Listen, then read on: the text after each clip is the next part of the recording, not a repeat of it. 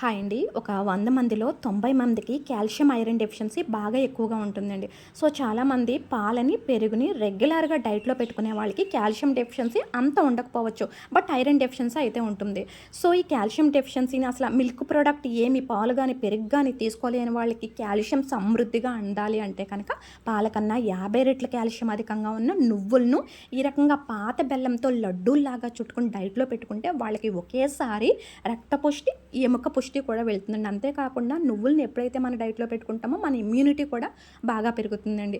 So, దోరగా వేయించిన నువ్వుల్ని పొడిలా కొట్టుకొని, పాత బెల్లం కూడా మిక్సీలో పనవ్వదు కనుక మనం శనికాల పత్రం మీద లేదంటే ఏదన్నా బండతో మెత్తగా నూరుకొని, రెండిటిని కూడా ఒకసారి మిక్సీ వేసేసుకొని, వేడిని బ్యాలెన్స్ చేయడం కోసం నెయ్యి అధికంగా వేసేసుకొని చక్కగా పాత బెల్లం నువ్వుల లడ్డూలను చుట్టేసుకొని బాగా ఆడుకుని వచ్చినటువంటి పిల్లలకి ప్రతిరోజు ఒక 2 ఇచ్చినట్లయితే వాళ్ళకి ఎముకలు దృఢంగా ఉంటాయి. రక్తం బాగా పడుతుంది.